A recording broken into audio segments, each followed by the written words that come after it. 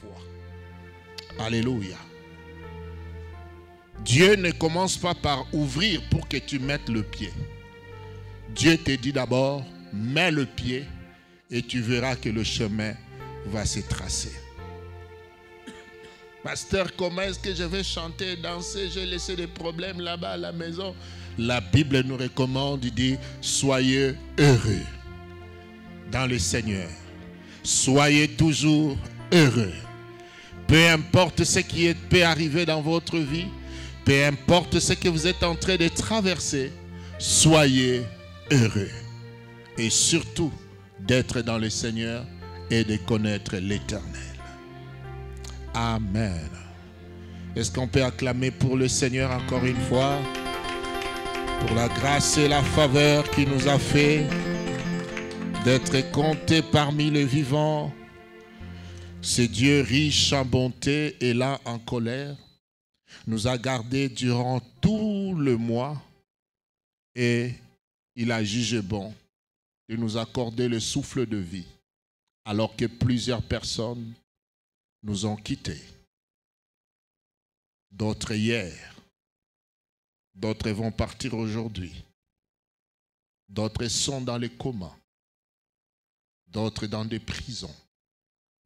Mais toi et moi, nous sommes libres de louer, de chanter, de nous promener, d'aller travailler. Et vous pouvez croire que c'est un fait hasard ou cela dépend de vous. Ne vous y trompez pas. Dieu est maître des temps et des circonstances. Il a le contrôle sur toutes choses. Il voit tout, il sait tout, il entend tout. Et ce qui est merveilleux, la Bible dit, je connais les projets que j'ai formulés pour vous. Je le sais, lui-même il dit, dans le livre de Jérémie. Il dit, je sais moi-même qu'est-ce que j'ai formulé comme projet. Et les projets que j'ai pour vous, ce sont des projets de paix et de bonheur et non de malheur. Alléluia. Je ne sais pas pourquoi les gens ne peuvent pas s'attacher à Dieu quand vous avez un Dieu qui n'a que de bonnes choses pour vous. C'est pour cela son message est même appelé la bonne nouvelle. Peu importe ce que les gens peuvent te dire, peu importe ce que tu as vécu durant toute ton existence, mais le jour où tu croiseras un véritable prédicateur de l'évangile, il t'apportera rien que la bonne nouvelle. La bonne nouvelle est plus puissante et plus importante qu'un séminaire de délivrance. Alléluia. Alléluia. Rien que cette parole peut te sauver, te délivrer de griffes de l'ennemi, changer ton parcours, te connecter au réseau de Dieu et te faire revivre des choses que tu avais perdues et voire même des choses qu'il avait prévues pour toi. Amen. Gloire soit rendue à notre Seigneur pour ce bon moment qu'il nous accorde dans sa présence. Nous sommes à notre premier culte du mois de juin. Amen. Le 1er juin qui est notre culte de famille. Et si vous avez vu nos affiches, nous avons intitulé les cultes d'aujourd'hui comme culte de famille et le thème que nous allons partager aujourd'hui, c'est les choses qui détruisent la famille. Amen. Les choses qui détruisent la famille. Cela est notre thème. Pourquoi est-ce que ce matin nous voulons partager cette pensée de Dieu? Bien-aimés, plus le temps avance, plus nous grandissons, plus nous prenons conscience que vivre en famille de plus en plus devient quelque chose de compliqué, de difficile et voire même impossible.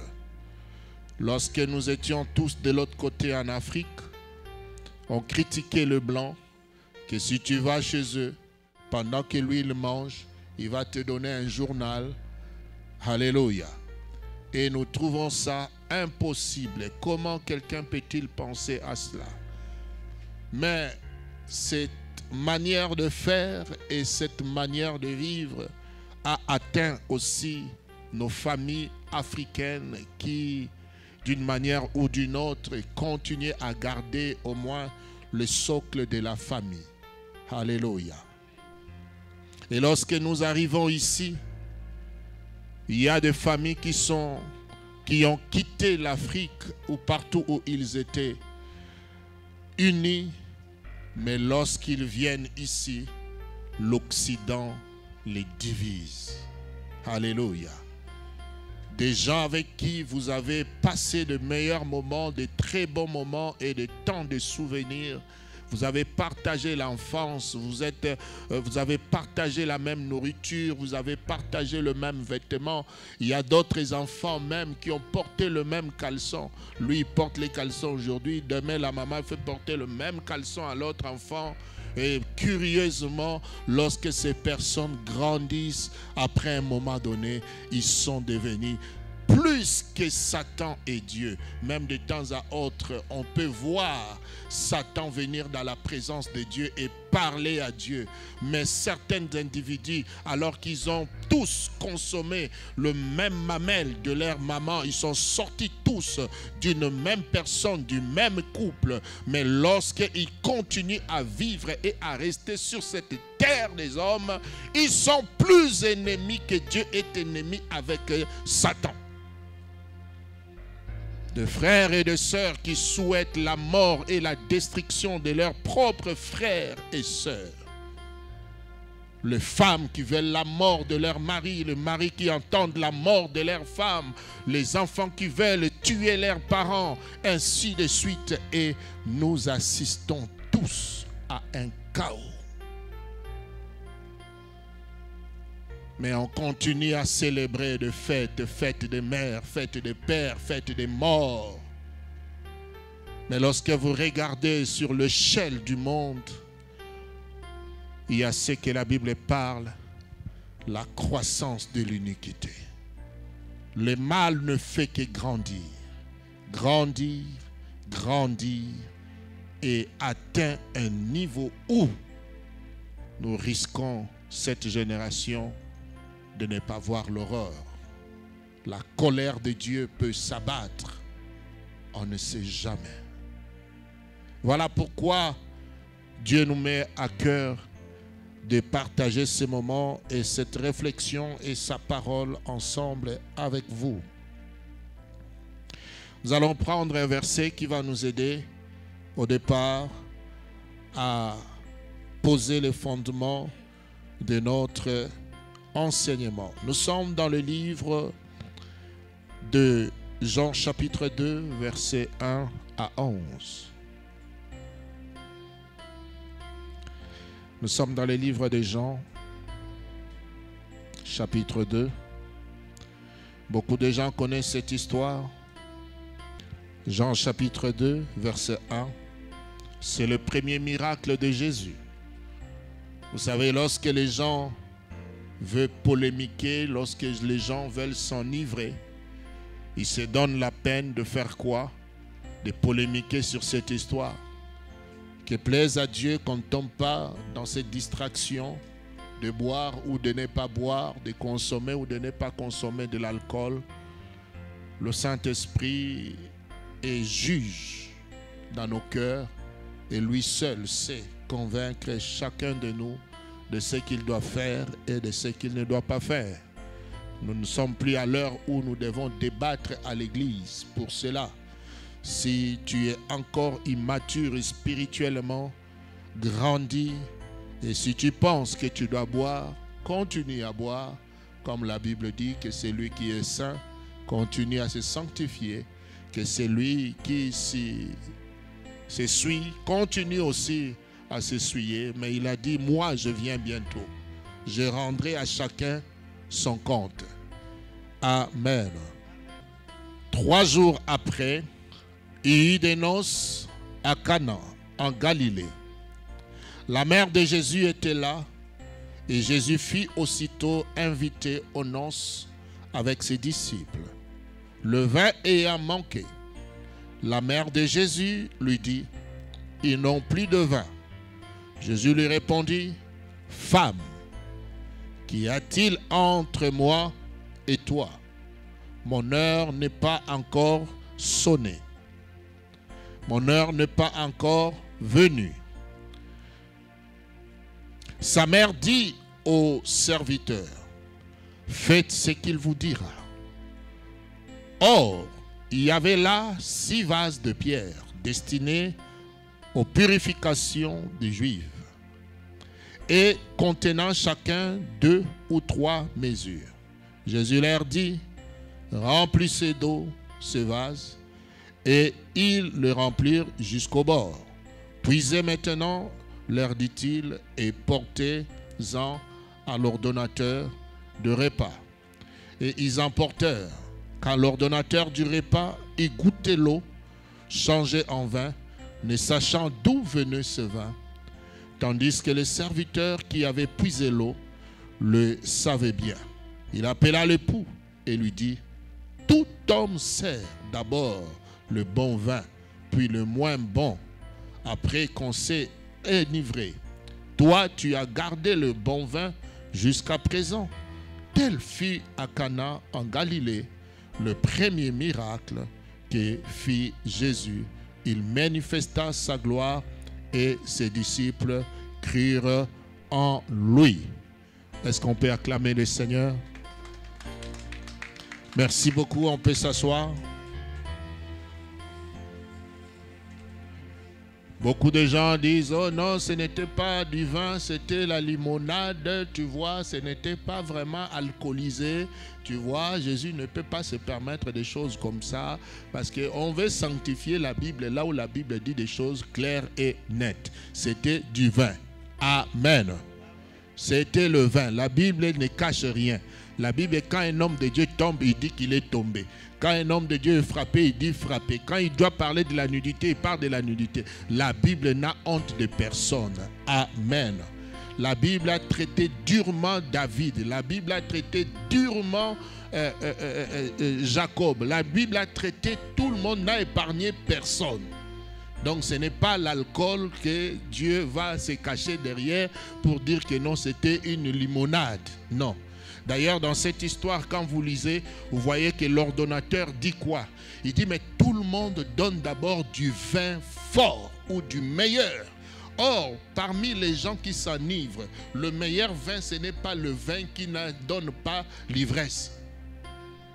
Lorsqu'un buveur prend, il prend du vin pour être ivre, n'est-ce pas? Alléluia. Alléluia. Quand tu donnes à un buveur le vin de 2%, il va se fâcher. Quand tu lui donnes le vin de 12-30%, il va te taper comme ça la veille. Tu savais.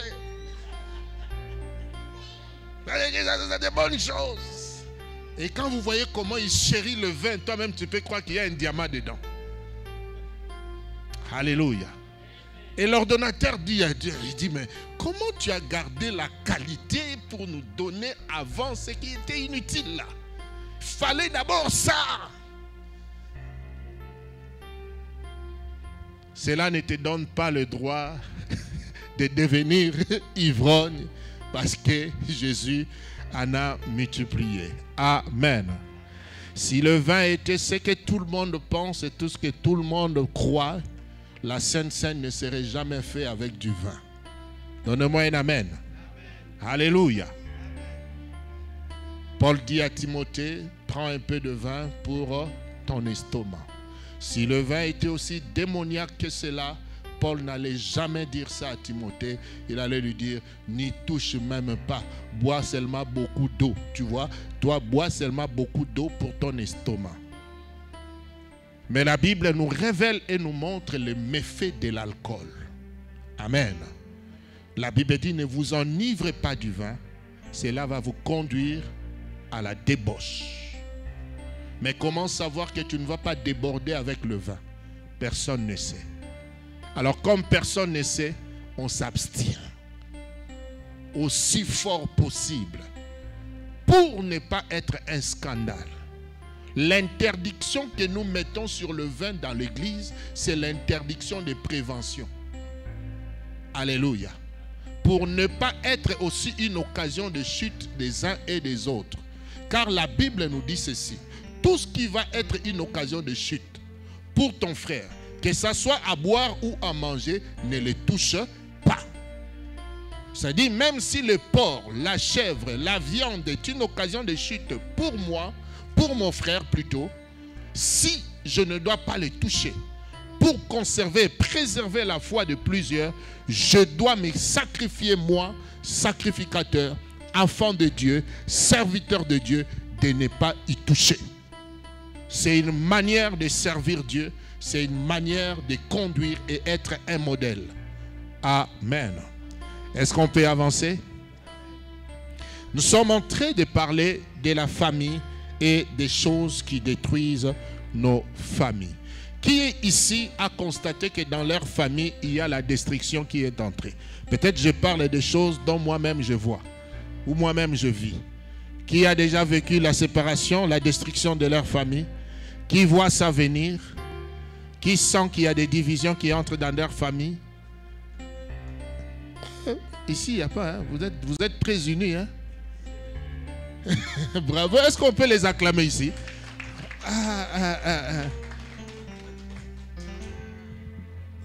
Dans ce cas, moi, je vous donne le micro, alors vous continuez parce que vous avez des familles modèles.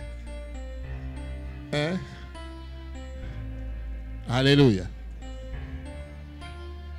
Est-ce que je peux continuer? La Bible nous dit ceci, Romains chapitre 12, verset 1. Ne vous conformez pas au siècle présent, mais soyez changés et transformés par le renouvellement de l'intelligence, afin que vous sachiez ce qui est bon, ce qui est agréable devant Dieu. Je suis allé sur Internet pour voir ce que Google dit à propos de la famille, mais voici ce que j'ai trouvé. Google définit la famille comme ceci. Google dit: la famille est l'ensemble des personnes vivant sous le même toit. La famille est l'ensemble de personnes vivant sous un même toit. Je descends encore plus loin, il dit ceci. La famille, ce sont des personnes apparentées vivant sous le même toit, c'est-à-dire parents et enfants. Il ajoute encore quelque chose, il dit: l'ensemble de personnes qui sont apparentées, qui ont un lien familial, qui ont un lien de parenté, qui ont une relation parentale ou de lien filial. Et Larousse vient m'expliquer pour me dire que la famille, c'est l'ensemble. C'est un ensemble formé par les parents où l'un d'eux est les enfants. Donc par définition, on nous fait comprendre que la famille ne s'arrête pas qu'entre un homme et une femme avec les enfants, mais la famille, dans une autre version, peut être une famille parentale ou monoparentale. Amen. Alléluia. Donc quand tu entends parler de la famille, si tu veux comprendre que votre famille commence à avoir des problèmes ou elle est en train de se détruire, il faut comprendre l'essence de la famille, la définition de la famille et ce que la famille est appelée à vivre. C'est à ce moment-là que vous allez comprendre que votre famille n'est plus normale. Votre famille est en danger. Votre famille risque de disparaître. Vous vivez, mais vous ne vous rendez pas compte qu'il y a un virus dans votre famille qui cherche à vous détruire. Donc une famille n'est pas seulement constituée des parents avec un homme et une femme, mais elle peut être aussi monoparentale. Pourquoi? À cause de tous les problèmes que nous connaissons dans la société. Il y a une famille dont les gens sont divorcés, où le papa est resté seul, où la maman est restée seule. Chacun est en train de vivre avec les enfants ou les membres de sa famille. Amen. Est-ce jusque-là c'est clair? Je peux avancer? La famille, c'est l'unité de base de la société traditionnelle constituée de deux parents élevant les enfants. La famille est la base de la société. Pourquoi on dit que la famille est la base de la société? Parce que même bibliquement parlant, lorsque Dieu a voulu remplir la terre, Dieu a commencé par un couple, et cela est devenu une famille. Alléluia. À ricochet, je peux déjà vous dire que si vous pensez et si vous voulez avoir une bonne famille, pensez-y déjà à savoir avoir plutôt un bon partenaire ou une bonne partenaire. Parce que la qualité d'un couple va justifier la qualité de la famille que vous allez avoir. Si dès le départ, votre couple est un mauvais couple, ne vous attendez pas à avoir une très bonne famille. Est-ce que quelqu'un me comprend? Alléluia. Si vous avez commencé mal dans votre couple, ne soyez pas étonnés que dans votre famille, vous ayez des sérieux problèmes. C'est le choix, c'est le quotidien, c'est le mauvais commencement. Alléluia.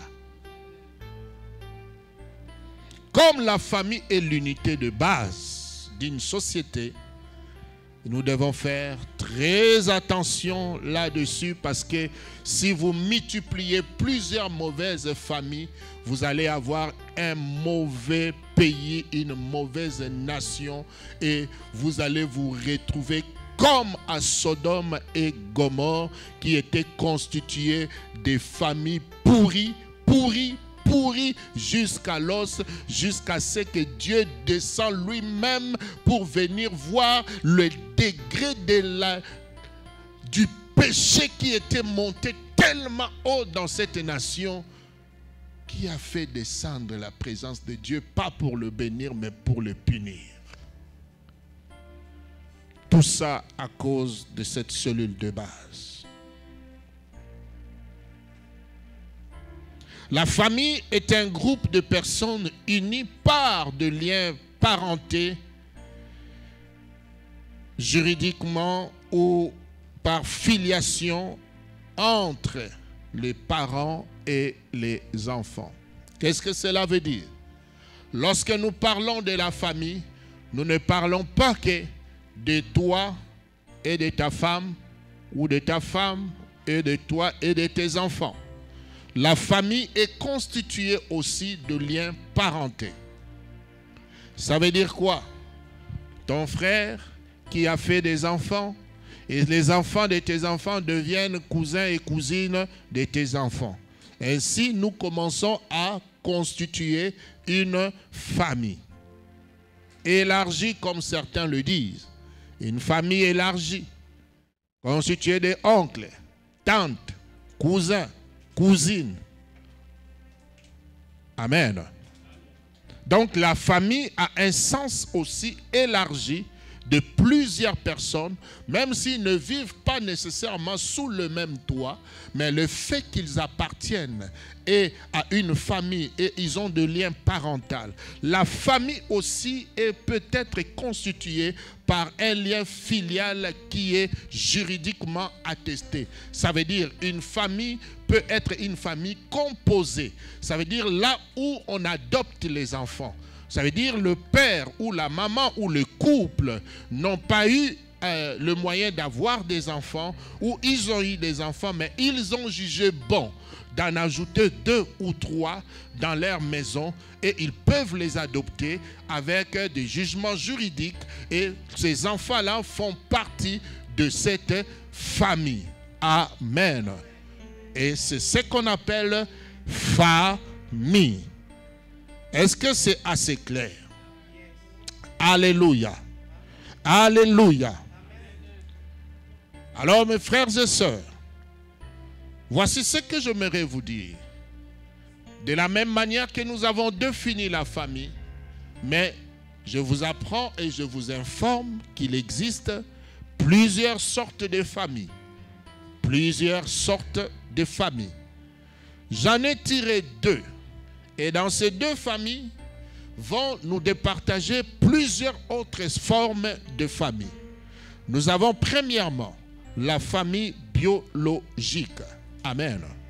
Nous avons la famille biologique d'où les gens sont sortis de même père, de même ancêtre et de même parents ayant de même lien de sang. Alléluia. Les gens qui sont issus de même ancêtre, et nous pouvons parler de la famille biologique. Même si vous ne vous connaissez pas, même si vous ne vous êtes jamais vu, même si tu n'as jamais entendu parler de celui-là ou de cet homme-là, de ce frère-là, il est fort possible que vous ayez des membres de famille que vous ignorez, que vous n'avez jamais croisés dans votre vie. Mais ils existent quelque part dans le monde et un jour peut-être vous allez vous connaître. Amen. Nous avons dans la famille biologique plusieurs formes de famille qui sont dedans. C'est là où nous avons parlé de la famille parentale ou de la famille monoparentale. Mais dans la famille biologique, il y a aussi un côté. Dans la famille biologique, cette famille biologique peut être une famille chrétienne ou une famille mondaine. Alléluia. La famille biologique peut être mondaine ou elle peut être chrétienne. La famille biologique peut être spirituelle ou elle peut être aussi une famille charnelle. La famille biologique plutôt peut être aussi divine ou satanique. Dans cette même famille que vous entendez parler, biologique, dont vous avez le lien de sang, et des fois vous portez le même nom, le nom de votre ancêtre, de votre grand-père, de votre père. Mais la Bible nous révèle que dans cette même famille biologique, vous pouvez avoir une famille chrétienne ou vous pouvez aussi avoir une famille mondaine. Elle peut être spirituelle comme charnelle. Elle peut être aussi divine comme satanique. La plupart des gens n'aiment pas qu'on parle comme ça. Quand on parle d'une famille chrétienne, certains pensent que lorsqu'on dit qu'une famille est chrétienne, c'est une famille dont le père et la mère sont des serviteurs de Dieu ou sont des chrétiens et leurs enfants sont nés automatiquement chrétiens, saints, purs, des anges, et quand ils grandissent, finalement ils finiront par avoir des ailes dans leur dos et on comprendra qu'ils ne feront aucun mal dans la société. Ça, c'est une famille chrétienne. Alléluia. Non, ce n'est pas comme ça. La famille chrétienne n'est pas une famille biologiquement née chrétienne. Non. On ne naît pas enfant de Dieu. On devient enfant de Dieu. Alléluia. Tu n'es pas famille chrétienne parce que tu es né chrétien. On devient famille chrétienne lorsque votre famille donne leur vie en Jésus-Christ et met Jésus au centre de leur vie. Ainsi, la manière de vivre de cette famille se révèle comme une famille chrétienne. On ne devient pas une famille chrétienne parce qu'on amène ses enfants à l'église. On ne devient pas une famille chrétienne parce qu'on est tout le temps à l'église. On devient une famille chrétienne parce qu'on veille à la présence de Dieu, à la parole de Dieu, à sa pratique dans votre famille du 1er au 30, de janvier à décembre, du matin au soir. Un jour, Jésus était en train de prêcher. Les gens de sa contrée sont venus voir. Il dit, oh, mais on connaît celui-là. On connaît son frère, on connaît sa soeur, on connaît son oncle, on connaît sa famille. Et lui s'en fichait. Il parlait, il prêchait. Et ses frères, sa famille est venue le chercher.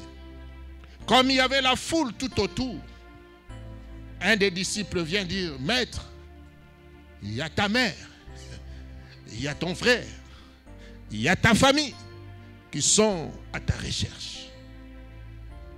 Jésus regarde et dit, qui est mon frère? Oh. Qui est mon père? Qui est ma mère? Oh. Vous imaginez, vous avez votre fils, apôtre, prophète. Quand il fait les séminaires, il y a la foule. Et toi, quand on te voit, dire, hey, maman est là. Le respect était là.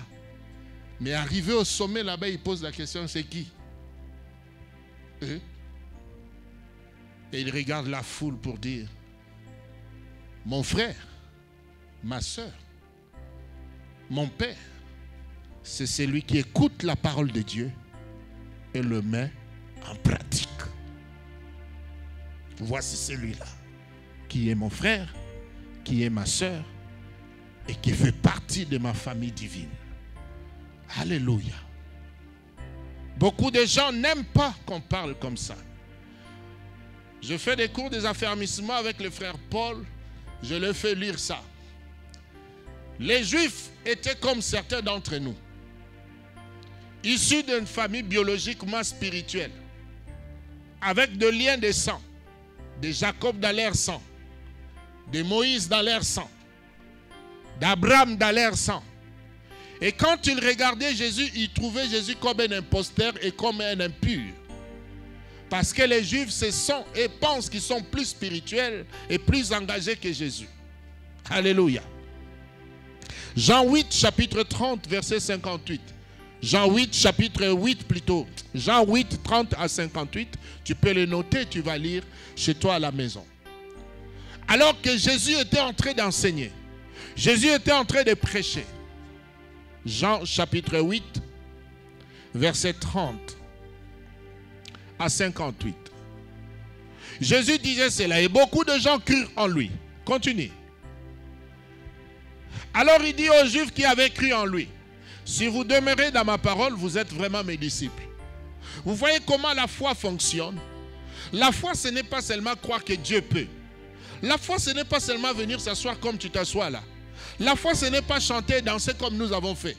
Mais il dit ici, il dit aux Juifs, il ne dit pas à n'importe qui. Il dit aux Juifs qui avaient cru en lui. Qui avaient cru en lui. Ils n'ont pas douté de lui. Ils ont cru en lui. Ils ont accepté ce qu'il disait. Mais Jésus va ajouter, il dit, si vous demeurez dans mes paroles, vous êtes réellement mes disciples. Une chose est de croire à l'instant, une chose est de demeurer. Croire et demeurer, c'est deux choses différentes. Je peux croire aujourd'hui, mais quand je sors d'ici, je ne demeure pas. Je fais autre chose, je dis autre chose, je parle autre chose. Mon attitude ne témoigne pas ce que j'ai cru. Mon comportement ne justifie pas ce que j'ai cru. Et Jésus a interpellé et dit, si vous demeurez dans ma parole, vous êtes vraiment mes disciples. Rapidement, continuons, on va s'arrêter quelque part là. Vous connaîtrez la vérité et la vérité vous rendra libre. Il lui répondit, nous sommes les descendants d'Abraham et nous n'avons jamais été esclaves de personne. Comment peux-tu dire, vous deviez être libres? C'est comme certains. Dieu, moi, ma mère prie beaucoup. Mes parents ont commencé à m'amener depuis le jeune âge. J'étais toujours à l'église. J'ai commencé à l'écodyme. Après l'écodyme, je suis entré au protocole. Et après les protocoles, je fais ceci. Je ne connais pas autre chose. C'est ce qu'ils ont répondu. Abraham, nous sommes même africains. Mais eux, Abraham, c'est dans les sangs. C'est-à-dire quand ils parlent d'Abraham, ils savent ce qu'ils disent. Toi et moi, nous parlons d'Abraham par adoption. Mais eux, c'est leur sang. Si tu vois un juif, c'est-à-dire tu vois Abraham. D'ailleurs, leur pays s'appelle Israël. Ce qui est écrit dans la Bible.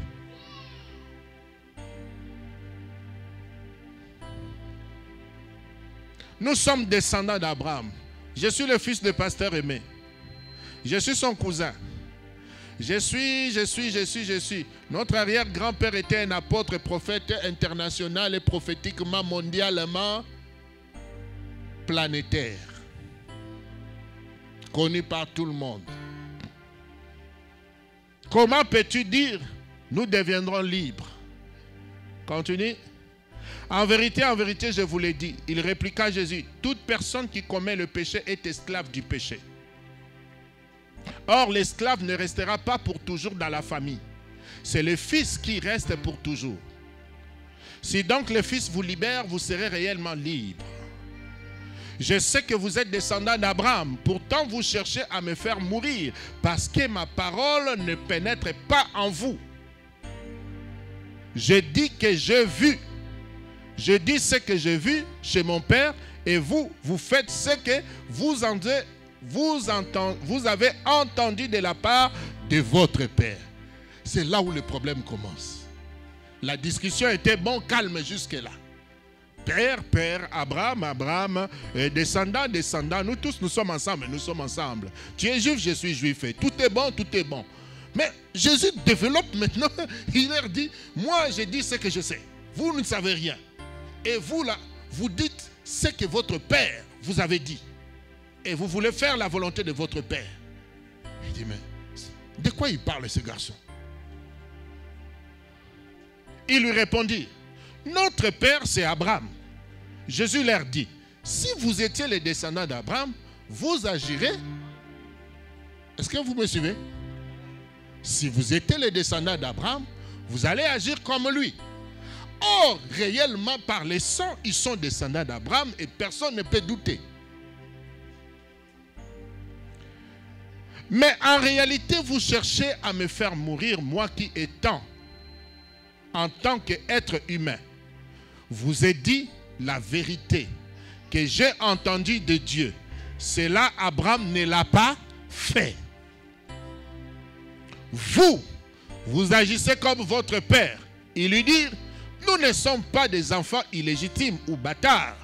Nous avons un seul Père, Dieu.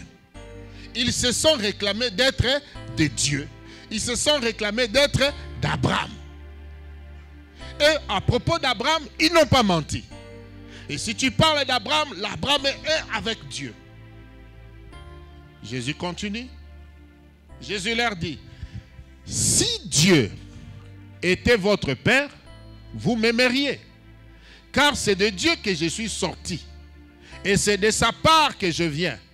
Je ne suis pas venu de moi-même, mais c'est au contraire lui qui m'a envoyé. Pourquoi ne comprenez-vous pas mon langage? Parce que vous ne pouvez pas écouter ma parole. Vous, vous avez pour le Père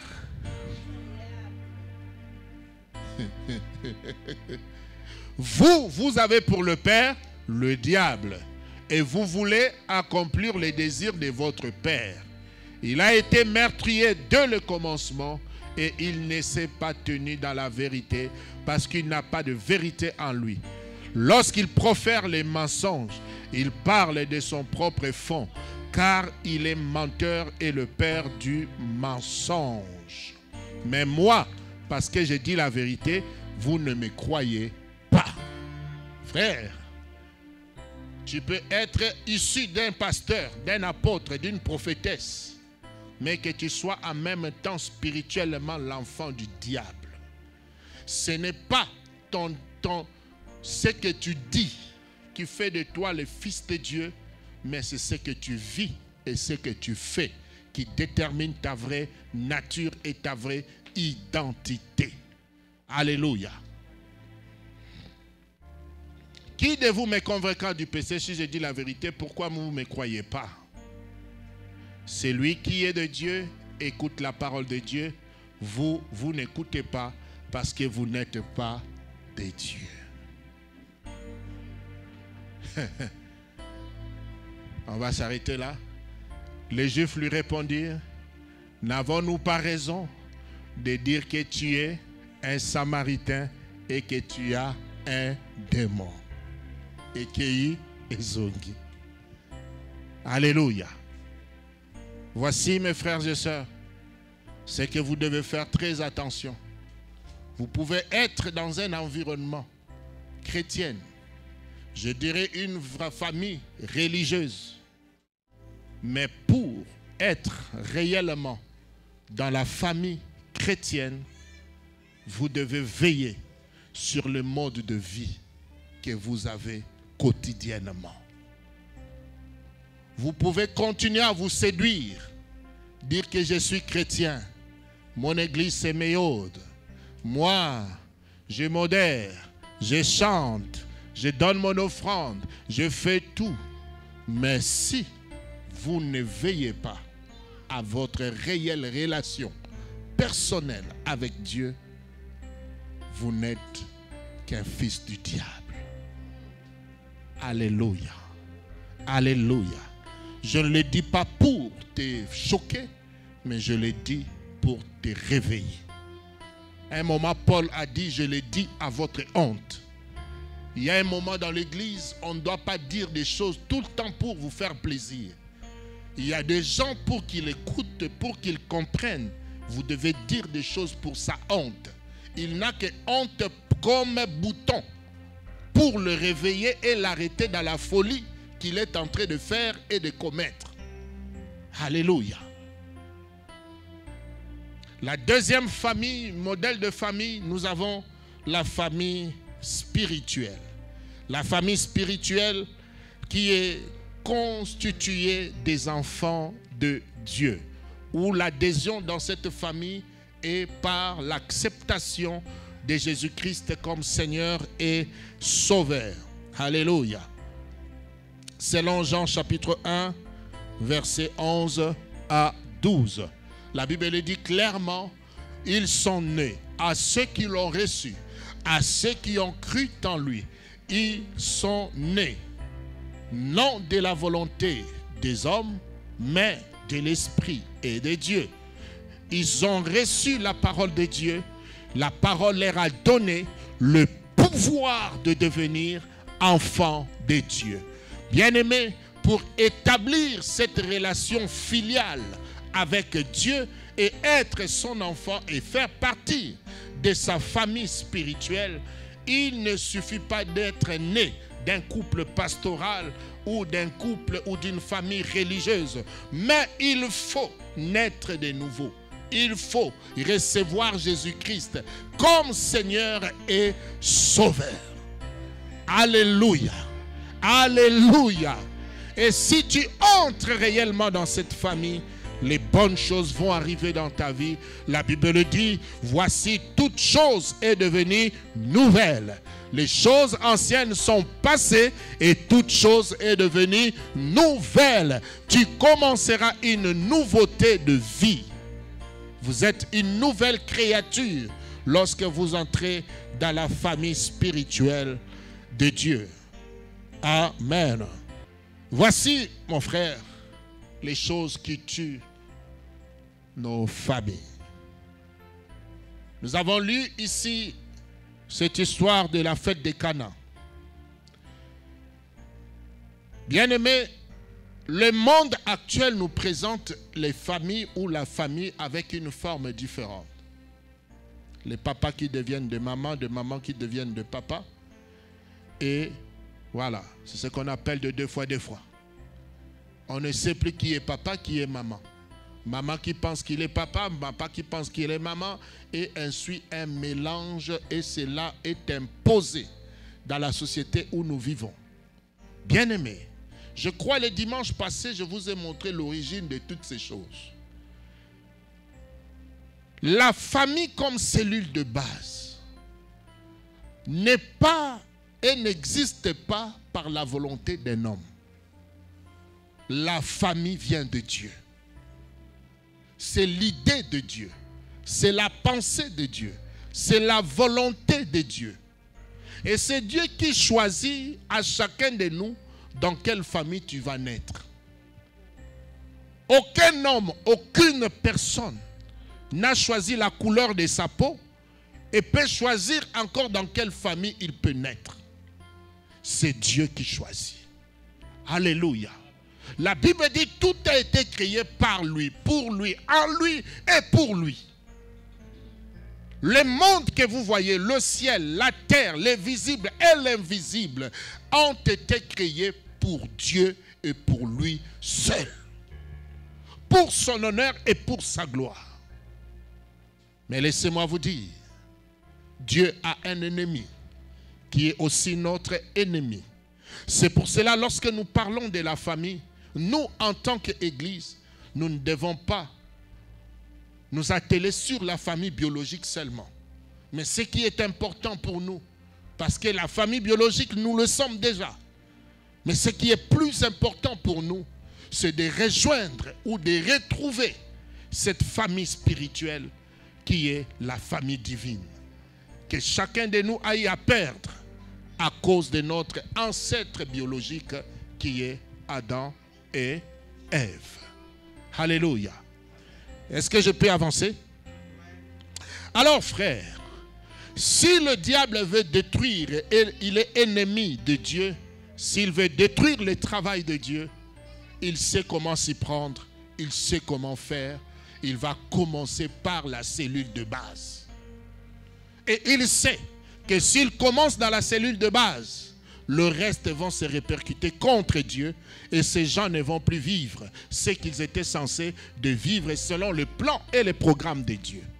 Voilà pourquoi, quand il a été chassé au ciel, il a vu Adam et Ève, il est descendu rapidement pour les séduire et les amener à désobéir à Dieu, afin qu'ils ne vivent pas le plan de Dieu. Ainsi, la première famille qui était en même temps biologique et spirituelle, au lieu de continuer dans cette dimension biologique et spirituelle, ils ont perdu la dimension spirituelle, ils sont restés seulement biologiques, mais tout en étant écartés de Dieu. Et difficile pour eux de vivre le bon et le meilleur moment de leur destinée. Alléluia.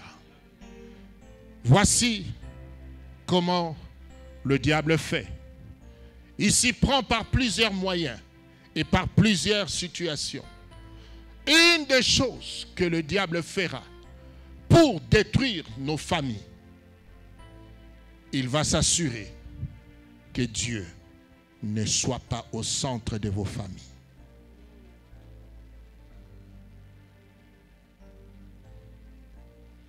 Regardez, Adam et Ève dans le jardin d'Éden, environnés par Dieu, les anges et consorts, toutes les bénédictions possibles. Jamais le diable était capable de prendre Adam et Ève et de les amener dehors le jardin d'Éden. S'il était fort, il allait même cambrioler le paradis. Si le diable était fort, il allait kidnapper Adam et Ève. Ils n'étaient que deux. Lui, il a des myriades d'anges. Il pouvait faire un guet-apens. Il regarde et dit, Adam dort de ce côté. À un moment, il va laisser Ève de ce côté. Démon Hercule, démon tel, place-toi à tes côtés là.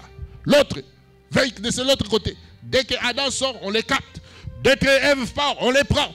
On les amène dans notre terre. Comme ça, ils vont devenir nos propres serviteurs.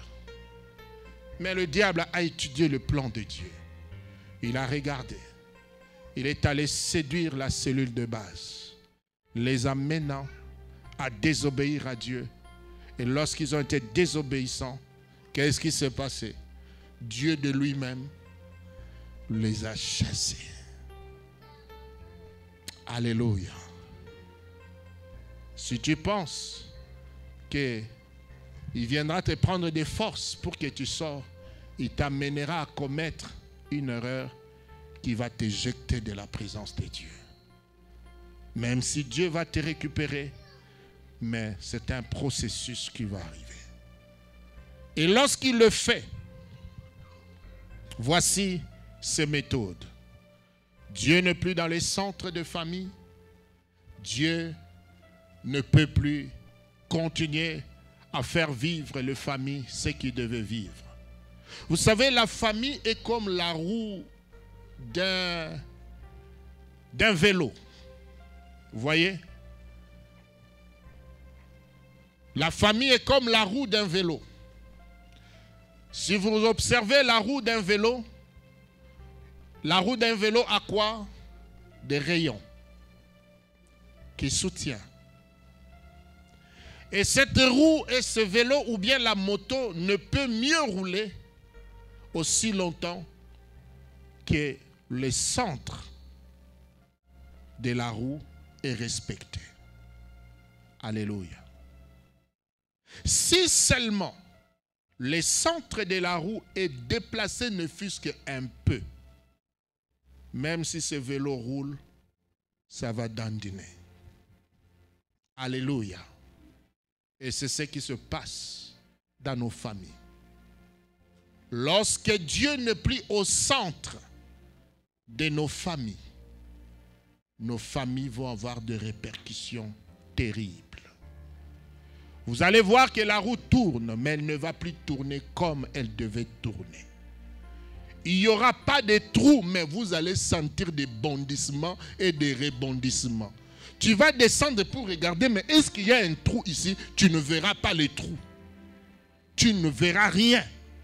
Or, le problème viendra d'abord de vous-même, parce que vous avez déplacé le centre de gravité. Alléluia. Lorsque Dieu n'est plus dans le centre d'une famille, ça ouvre une brèche à l'ennemi et bien des choses mauvaises peuvent venir et détruire cette famille. Jésus est invité dans la fête. Bien-aimé, il y avait une famille, une belle famille, un homme, une femme qui devaient se marier. Ce n'étaient pas deux femmes qui se mariaient. Ce n'étaient pas deux hommes qui se mariaient. Aujourd'hui, ce n'est pas ce que nous avons. Jésus invité, il a accepté de venir. Pourquoi? Parce que la dot a été donnée. Parce que le protocole de la famille a été respecté. J'aimerais poser la question à quelqu'un. Là où tu te retrouves avec ta femme, ton épouse, ton mari, comment vous vous êtes retrouvés là? Est-ce que les choses ont été bien faites pour que Jésus vienne? Parce que dans une fête de famille, il arrivera un temps où le vin manquera. Il arrivera un moment où ce que les hommes ont fait vont arriver à sa fin.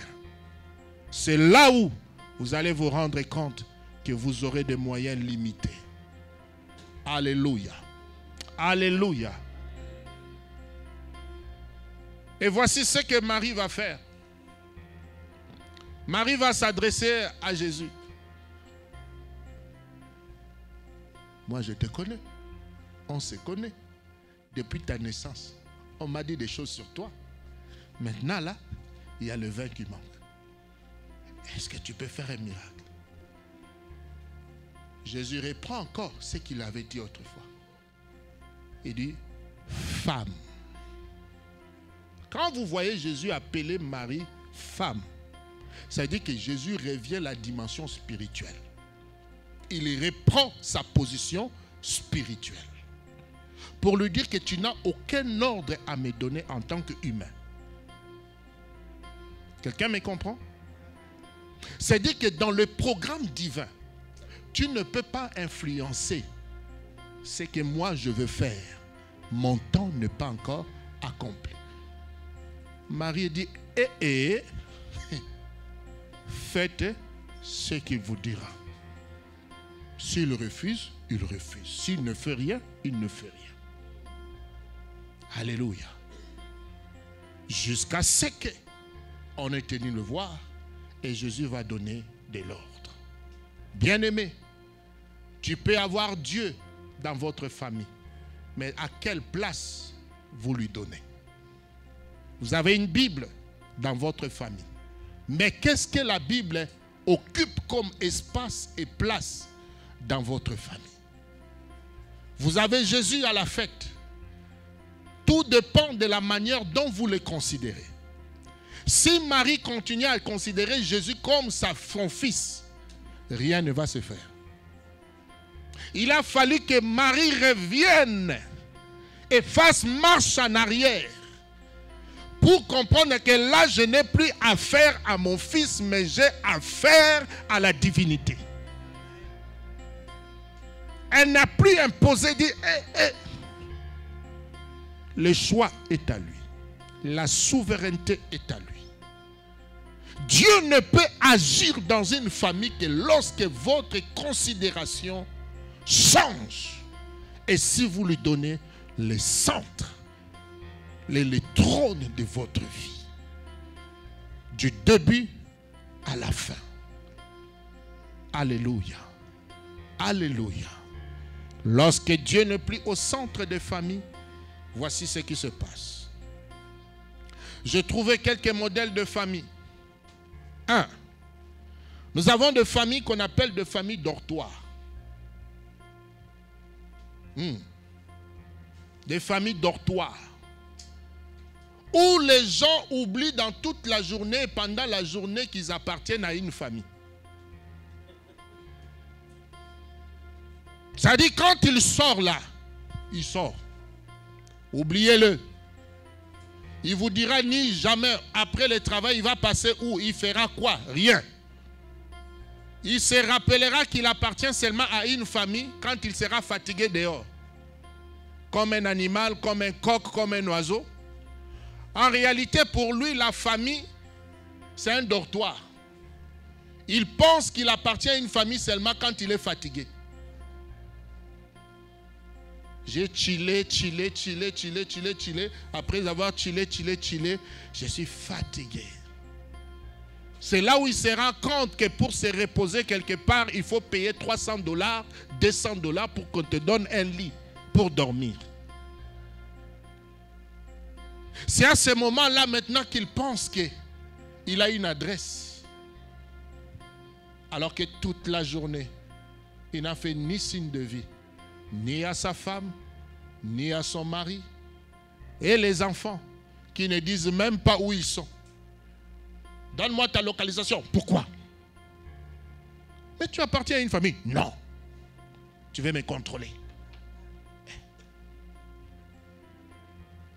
Tu es où? Pourquoi des questions comme ça? Tu es où? Dis ce que tu as à dire. Alléluia. Donc, mais donnez-moi un amen. Vous êtes fâchés déjà, on dirait? Bon, je crois que je vais m'arrêter là. Amen. Mais on a déjà dépassé les 48. Frère Léon commence déjà à me regarder mal là-bas. Amen. Est-ce que vous m'accordez 5 minutes pour atterrir? D'ailleurs, toutefois, je ne saurais pas tout vous dire ce que le diable fait en ce petit temps. Dieu fera grâce les mois prochains et des séminaires qu'on viendra, on reviendra là-dessus. Alléluia. Bien-aimés, lorsque vous avez une famille dortoir, les gens vivent pas dans une maison mais dans un poulailler. Le coq sort, trimballe. Il ne dit même pas où il était, ou qu'est-ce qu'il fait. Toi, constate seulement, constate qu'il est rentré. Et quand tu constates qu'il est rentré, ne lui demande pas comment était sa journée comme un coq. Il entre et puis il dort. Il s'en fout de toi. Des femmes qui s'en fichent de leur mari. Des hommes qui s'en fichent de leur femme. Toute la journée, pas d'appel, pas d'écrit, pas de message, rien du tout. Leur présence égale à leur absence. Il oublie qu'il a des enfants. Il oublie qu'il a des femmes. Il oublie qu'il a un mari. Constate seulement qu'il est là. Nakoufité, je ne suis pas mort. Si tu me vois rentrer, c'est que je suis vivant. Ah! La Bible dit Jésus grandissait en sagesse et en stature devant Dieu et devant les hommes. Ce n'est pas parce que tu as prié le matin et que tu dois t'en foutre de ta famille. Ce n'est pas parce que tu as parlé à Dieu, tu as dit Seigneur, protège ma journée, bénis ma journée, et qu'au reste, tu ne dois plus rien à personne. Tu n'es pas sorti quand même d'un arbre. Tu ne vis pas seul. Tu es dans une famille. Donnez-moi un amen. Des gens qui se rappellent qu'ils appartiennent à une famille lorsque le soir arrive et ils pensent à son lit. Ils pensent qu'il a un lit et ils pensent qu'il peut se reposer. Et ainsi, il veut continuer à dormir et à continuer. Ces genres de familles n'ont que le lit comme centre de leur vie. Ce n'est pas Jésus qui est au centre de leur vie.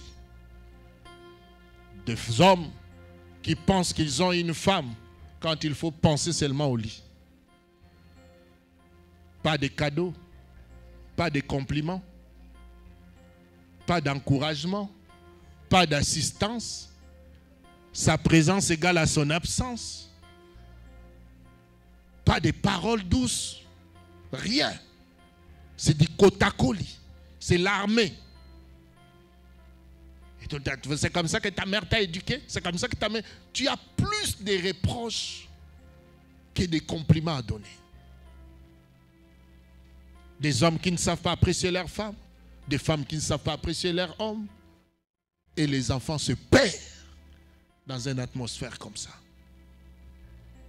Pourquoi? C'est le lit, la chambre, qui est au centre de leur famille. Amen. La deuxième famille où le diable vient pour détruire nos vies, c'est la famille dont j'appelle une famille réfectoire. Où le centre de cette famille, c'est la nourriture. Aussi longtemps qu'il n'a pas faim, vous l'oubliez. Vous n'allez même pas croire qu'il existe. Vous ne pouvez pas savoir qu'il est à la maison. Il sort comme dans un trou à rats. Dès qu'il ouvre le frigo, il prend ce qu'il doit prendre. Il se sert. Après, il se camoufle comme une souris dans la maison. Un tel est là, on ne sait pas. Un tel est là, on ne sait pas. Des fois, vous venez, vous frappez même à sa porte. Il ne paye ni loyer, ni électricité, ni internet, rien. Mais il barricade à double tour. Dans ma chambre, on n'entre pas comme ça. Avant d'entrer, il faut frapper. Colocataire.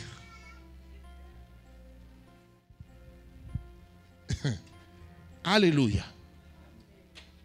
Une famille centrée sur la nourriture. Où le ventre est devenu leur Dieu. Des hommes qui répudient, qui manquent du respect à leurs femmes parce qu'ils ne savent pas préparer comme maman. Chez nous, maman faisait ça. Maman préparait comme ça. Mais il fallait épouser ta mère. Il fallait épouser ta mère. Et si tu as des sœurs, épouse tes sœurs. Comme ils savent ce que votre maman faisait. Donnez-moi un amen que j'atterrisse. Mais ce sont des choses qui tuent nos familles. Je n'encourage pas aux femmes de ne pas savoir préparer. Mais la cuisine ou la table, la nourriture ne doit pas être au centre de notre famille.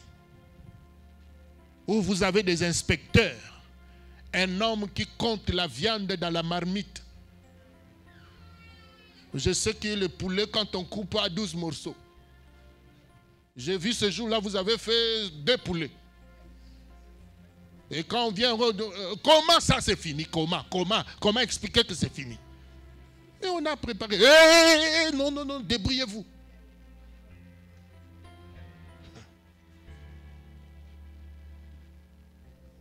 Vous avez certaines personnes, quand ils mangent, lui, il finit jamais. Il mange un peu, il vient mettre dans le frigo.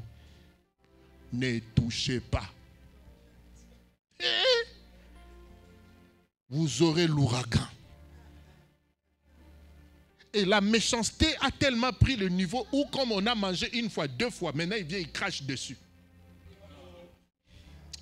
Vous ne savez pas les histoires des familles quand l'assiette est au centre de famille. Il mange comme ça et c'est lui qui va manger. Pa, pa, pa, pa. Il couvre, il met dans le frigo.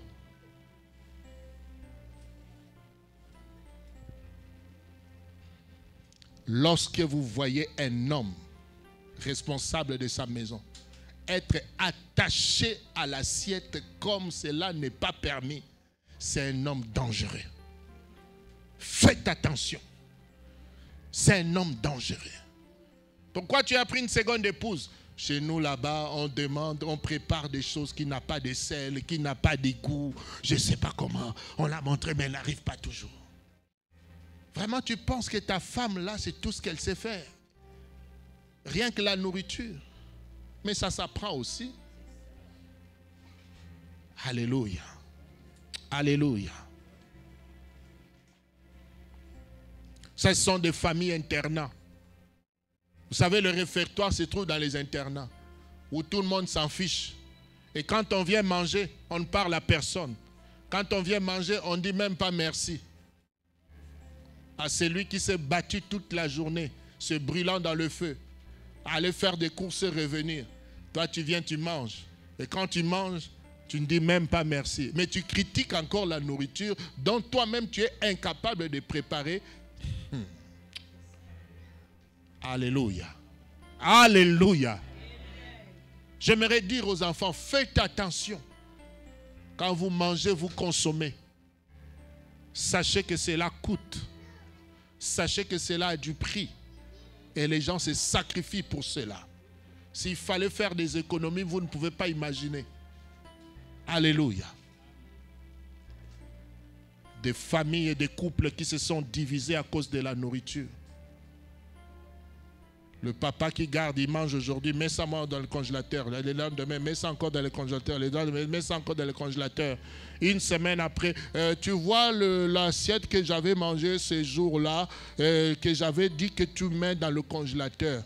Oui, va me chercher ça, c'est ce que je vais manger aujourd'hui.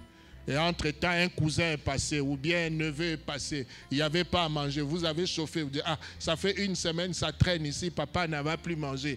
On sert ça à quelqu'un.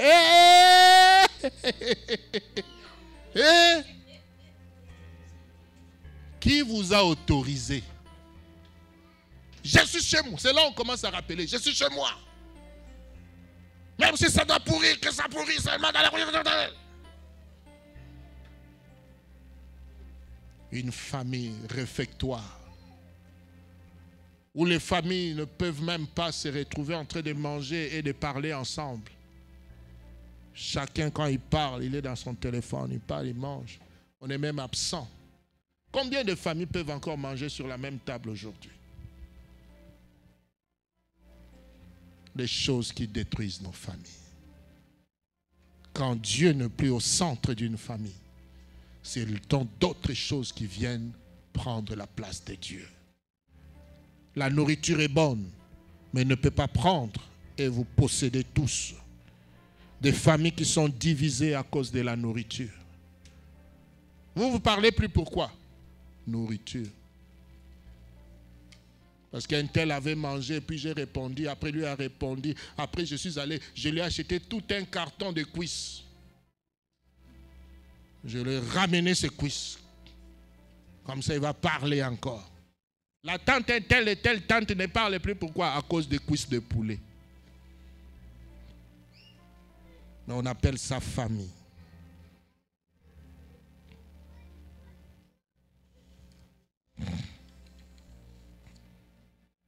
Des enfants, quand ils voient leur maman, ils ne pensent pas à maman.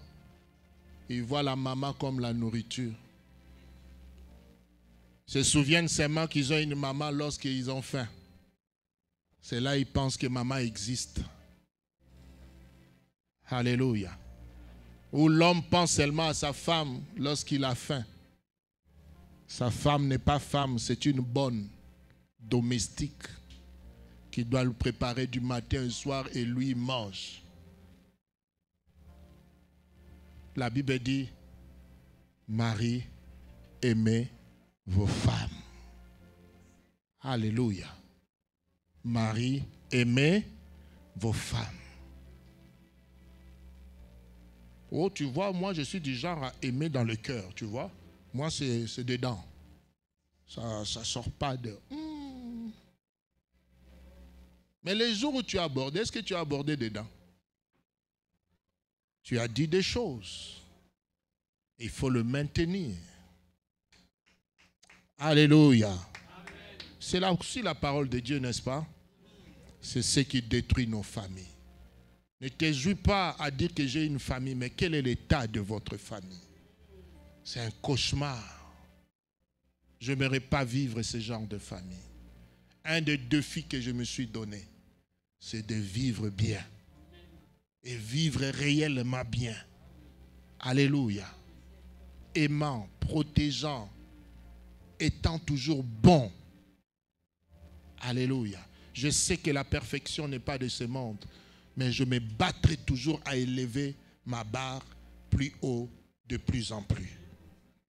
Amen. Je vais atterrir pour vous dire une chose.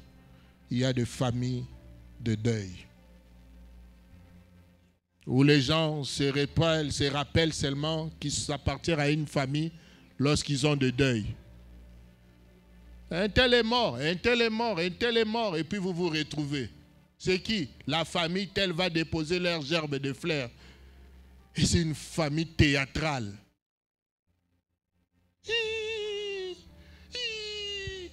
Avec noir.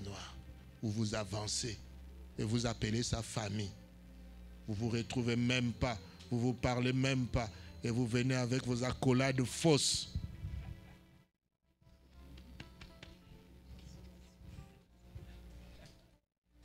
On marche sérieux comme ça. Comme si on est touché. Or, la personne qui est morte, tu ne le portes même pas à cœur. Tu l'as vu la dernière fois quand? Tu as contribué seulement à son enterrement. Mais quand il était malade, quand il manquait tout, quand il pleurait, quand il criait, tu étais où? Corbillard. Une famille corbillard. Des vautours.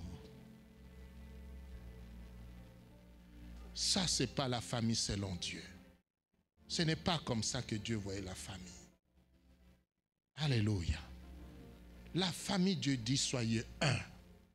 Comme moi, je suis un. Je veux que vous soyez aussi un. Vivant dans l'unité comme votre Père. Alléluia. Il y a une autre famille de fête. Et ils se retrouvent seulement quand il y a mariage et anniversaire. Maintenant, regardez dans ces familles-là comment ils se comportent dans les fêtes. Oh, on va prendre tous les enfants, on va les mettre à côté. Regarde les familles théâtrales. Les familles de fête, ça ne cause pas. L'enfant de l'oncle est là. L'enfant de la tante est là. L'enfant des neveux est là. Ils sont sur la même table. Personne ne parle à l'autre. Pourquoi? Ils ne se connaissent pas. Ils ne se fréquentent pas. C'est moi dans une fête qu'ils vont parler? Jamais. Ils se boudent entre eux. Et puis les parents, vous êtes là. Tu vois, lui, c'est un tel. C'est un tel. C'est un tel. Dès que vous sortez de cette fête-là, n'allez plus jamais là-bas. Vous avez vu, hein? C'est moi la fête qui nous a réunis là. Et pourquoi, maman? Pourquoi papa? Hey! Tu ne donnes pas ton numéro. Et vous appelez ça famille. Que Dieu bénisse sa parole.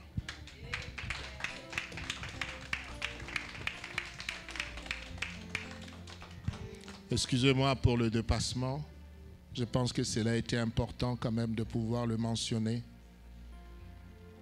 La Bible dit, mieux vaut un jour dans tes parvis que 1000 autres ailleurs. Est-ce que nous avons été bénis? Nous avons été bénis. Veillons à nos familles, éradiquons ces choses. Il y a plusieurs choses encore à citer. Dieu nous fera grâce. On va ajouter et cela va guérir le plaie de nos familles. Que Dieu vous bénisse.